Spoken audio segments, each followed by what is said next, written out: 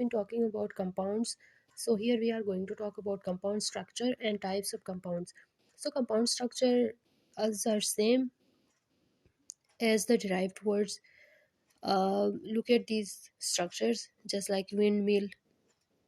You can draw the structure just like this.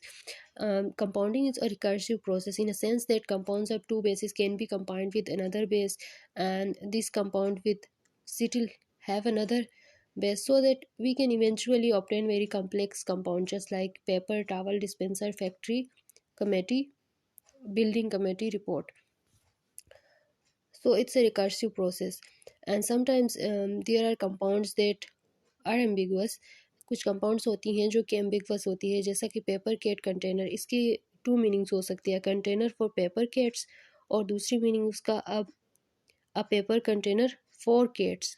ठीक है, तो इसको आप दो तरीक़े से ड्रॉ कर सकते हो स्ट्रक्चर को, ताकि ये एम्बिगवस ना हो। इसी तरह से आप ना सिर्फ टू फ्री बेसिस को मिला के आप कंपाउंड्स बना सकते हो, बल्कि आप बाउंड बेसिस को भी मिला के उससे भी कंपाउंड बना सकते हो। जैसा कि आपके पास साइकोपैथ है, पैथोलॉजी है, इस तरह के जो आपके पास बाउंड बेसिस को मिला के आप जो कंपाउंड बनाते हो उनको नियो क्लासिकल कंपाउंड्स कहते हैं। चूँकि ये जो बेसिस होती हैं, बाउंड बेसिस डिराइव्ड होती है ग्रीक और लैटिन से, तो इसीलिए इनको नियो क्लासिकल कंपाउंड्स कहते हैं। तो इसी तरह से कुछ लैंग्वेजेस के अंदर आपके पास टू फ्री बेसिस होती हैं और उनके दरमियान में आपको एक जैसा कि हमने एक्सटेंडर्स पढ़ा था, उसी तरह से जैसे कायदे आज़म है, तो यहाँ पे कायदे जो दे का जो साउंड आ रहा है यहाँ पर, इसको इंटरफिक्स भी कह सकते हो आप, इसको लिंकिंग एलिमेंट भी कह सकते हो और एक्सटेंडर भी कह सकते हो। इसी तरह से लैटिन और ग्रीक में इस तरह की एग्जांपल्स आपको इंटरफिक्स की या लिंकिंग एलिमेंट की आपको मिल जाएंगी वहाँ पर। Now we are going to discuss the types of compounds.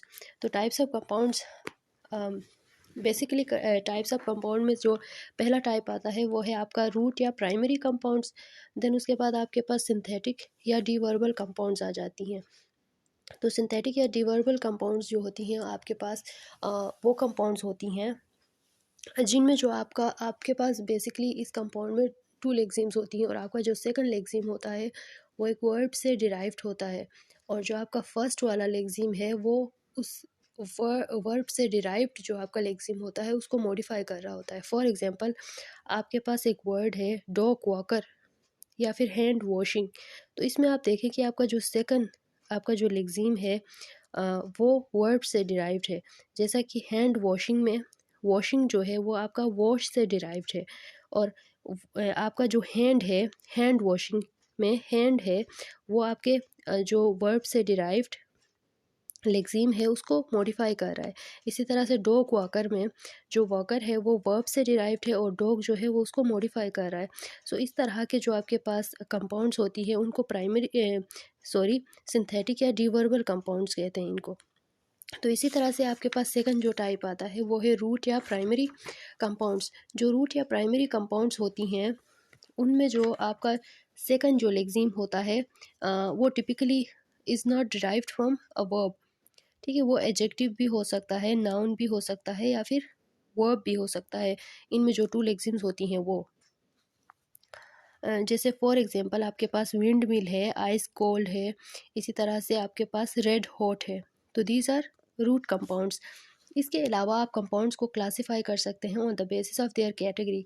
For example आपके पास एक कंपाउंड है, उसके अंदर टू लेक्सिम्स है, तो वो दोनों लेक्सिम्स की कैटेगरी क्या है, कौन सी कैटेगरी है। फॉर एग्जांपल आप देख लोगे कि एक उनमें से नाउन है और दूसरा एडजेक्टिव है, और दोनों मिलकर उनका जो कौन सा कैटेगरी बनेगा, नाउन बनेगा। फॉर एग्जांपल नाउन बनेगा। ठीक है, इसी तरह से दो नाउन से आपस में आप उनको मिला लेते हो। ठीक है, दो नाउन से उनको आपस में मिला लेते हो और अब जो कंपाउंड बन गया वो क्या है, नाउन है। ठीक है, इस तरह से आप टू एडजेक्टिव्स को आपस में मिलाते हो, फिर उनसे जो रिजल्टिंग कंपाउंड होगा वो एडजेक्टिव होगा। तो इस तरह से तो ये according to the category classification है कंपाउंड की। देन उसके बाद आप classifying compound according to semantic relationship, आप सिमेंटिक रिलेशनशिप के बेस पर भी उनको क्लासिफाई कर सकते हो। तो सिमेंटिक जो रिलेशन है लेक्सिम्स के बीच में, जो कंपाउंड के लेक्सिम्स के बीच में, उनके बेसिस पर थ्री टाइप्स को हम डिफाइन कर सकते हैं। उनमें से सबसे पहला जो है एट्रीब्यूटिव कंपाउंड है। एट्रीब्यूटिव कंपाउंड के अंदर आप क्या करते हो कि आपका जो नॉन हेड होता है वो हेड को मॉडिफाई कर रहा होता है। जैसे कि आपके पास स्कूल बुक है, ठीक है, स्कूल बुक, तो अब school book is a book used at school, ठीक है, but year book is a record of school activities over a year. तो यहाँ पर क्या कर रहा है, आपका जो नॉन हेड है वो आपके हेड को मॉडिफाई कर रहा है इसमें, जैसा कि स्कूल बुक में कर रहा है, जैसा कि नोटबुक में कर रहा है। तो दीज आर एट्रीब्यूटिव कंपाउंड्स, जहाँ पर जो है नॉन हेड हेड को मॉडिफाई कर रहा है। Then you have another type that is coordinating compound. उसमें जो first element of the compound does not modify the second, instead the two have equal weight. जैसा कि आपके पास डॉक्टर पेशेंट है, डायरेक्टर प्रोड्यूसर है, ब्लू ग्रीन है, इनमें से first element of the compound does not modifies the second. So ये इसकी डेफिनेशन है। Then you have another type that is subordinative compounds. अब सबऑर्डिनेटिव कंपाउंड्स की टू टाइप्स होती हैं। पहला वाला तो आपका जो सिंथेटिक कंपाउंड्स हमने पढ़ा था, जहाँ में सेकंड वाला जो है आपका वर्ब से डिराइव्ड होता है और फर्स्ट वाला उसको मॉडिफाई कर रहा होता है। जैसा कि हमने डॉग वॉकर पढ़ा था, इसी तरह से हमने हैंड वॉशिंग हमने पढ़ा था, तो वो आपकी सबऑर्डिनेटिव कंपाउंड्स में आती हैं, पहला टाइप। और उसका दूसरा टाइप ये हो सकता है कि उसमें फर्स्ट वाला उसका वर्ब हो, जो कंपाउंड के टू लेक्सिम्स होंगी उसमें फर्स्ट वाला उसका वर्ब हो और सेकंड वाला उसका आर्गूमेंट हो। तो इस तरह का भी एक टाइप होता है सबऑर्डिनेटिव कंपाउंड का। इसके बाद आपके पास क्लासिफाइंग कंपाउंड्स अकॉर्डिंग टू हेडनेस के बेस पर आप कंपाउंड्स को क्लासिफाई कर लेते हो। जैसा कि फॉर एग्जांपल इंग्लिश में जैसा विंड मिल है आपके पास, इसी तरह से आपके पास और भी कंपाउंड्स आ जाती हैं।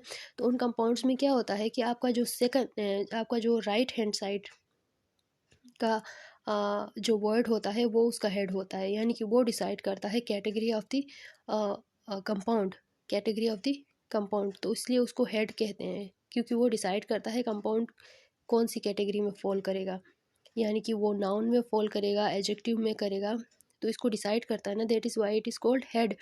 तो आप इंग्लिश में ज़्यादातर हेड्स जो होती हैं वो राइट साइड पे होती हैं, इसीलिए इसको राइट हेडेड कहते हैं इंग्लिश लैंग्वेज को। और दूसरे जैसा कि वियतनामीज़ है, फ्रेंच है, इनको लेफ़्ट हेडेड कहते हैं, क्योंकि इनका जो हेड होता है वो लेफ़्ट साइड पे होता है।